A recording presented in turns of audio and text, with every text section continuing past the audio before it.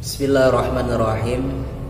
Qala al-musannifu rahimahullah ta'ala wa nafa'ana bihi wa bi ulumihi wa bi ulumina wa bi ulumikum fid dharain amin.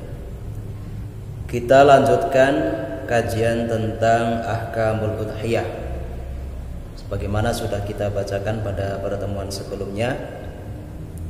Faslun fi ahkamil udhiyati bidhamil hamzati fil ashuri wa hiya ismun lima yudbahu minan na'ami yauma 'idin nahri wa ayyamat tasyriki taqarruban ila Allah taala. Wal udhiyatu sunnatun muakkadatun. Secara istilah bahwa kurban adalah menyembelih binatang yang dilakukan dalam rangka untuk taqarrub atau mendekatkan diri kepada Allah Subhanahu wa taala. Itu pengertian atau definisi daripada kurban. Adapun secara hukum, wal udhiyatu sunnatun muakkadatun, bahwa menyembelih binatang kurban hukumnya adalah sunnah muakkad atau sunnah kifayah atau sunnah kolektif. Faida ata biha wahidun min ahli baitin kafa an jami'ihim. Oleh karenanya, ketika dalam satu keluarga yang sudah memiliki kemampuan, kemudian salah satu dari keluarga tersebut sudah melaksanakan kurban, maka itu sudah menggugurkan tuntutan kewajiban untuk keluarga yang lain.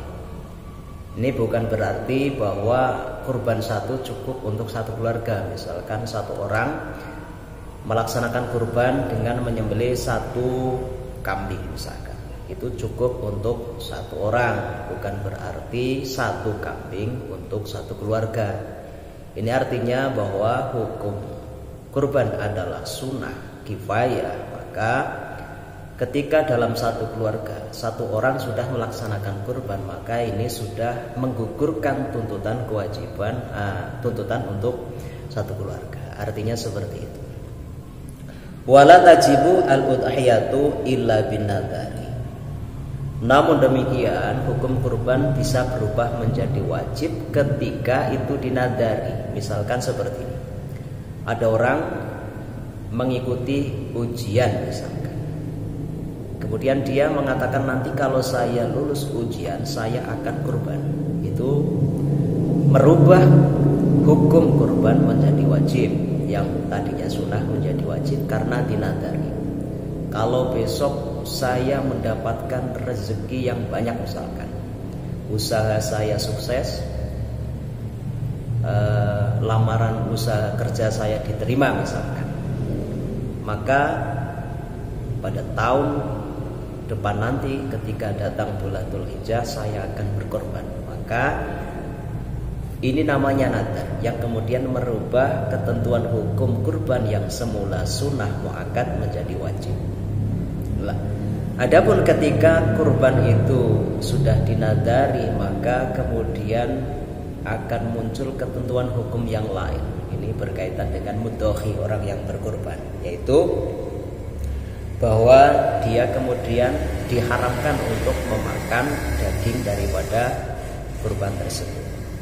Di sini berdasarkan qala An-Nawawi, wala yaqulul mudhohiyu wala man talzamuhu nafaqatuhu syai'an minal udhiyatil mangdurati haqiqatan aw hukman. Orang yang melaksanakan kurban wajib atau nadar, maka baginya orang yang berkurban diharamkan memakan daging kurban. Bahkan semua orang yang masuk dalam keluarganya atau wajib diberikan nafkah olehnya, maka hukumnya haram mengkonsumsi daging daripada binatang kurban yang dilakukan karena nadar, karena itu menjadi kurban wajib.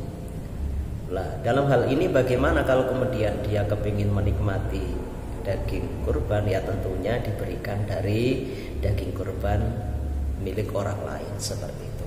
Ini berkaitan dengan hukum kurban yang semula asalnya adalah sunnah muakkad atau sunnah kifayah. Adapun menjadi wajib ketika dinadari. Kemudian ketentuan binatang kurban. Satu, domba, doen, yaitu harus mencapai usia minimal 1 tahun lebih atau sudah ganti gigi, atau istilah orang Jawa sudah kupak seperti itu. Ini yang pertama. Yang kedua, kalau kambing kacang itu kambing Jawa, usia minimal harus sudah 2 tahun lebih. Kemudian kalau sapi atau kerbau harus sudah mencapai minimal usia 2 tahun lebih. Kemudian kalau unta harus mencapai usia 5 tahun lebih. Ini ketentuan atas usia binatang yang dijadikan sebagai kurban. An Aisyah radhiyallahu anhu anna Rasulullah sallallahu alaihi wasallam qala ma min amalin adamiyun ma amila adamiyun min amalin yauman akhri ahabba ilallahi min ikhraqid dami innaha la ta'ti yaumal qiyamati bi quruniha wa as'ariha wa talafiha wa nadama la yaqumu minallahi bi makanin qabla ayyaquna minal ardi fatibu biha nafsan. Tidak ada suatu amalan yang dikerjakan oleh anak Adam pada hari Nahr yang lebih dicintai oleh Allah Subhanahu wa taala kecuali menyembelih binatang kurban. Karena binatang itu kelak akan datang pada hari kiamat dengan tanduknya, rambutnya, dan kuku-kuku kakinya. Dan darah daripada binatang itu akan sampai kepada Allah Subhanahu wa taala sebelum darah itu meneteskan.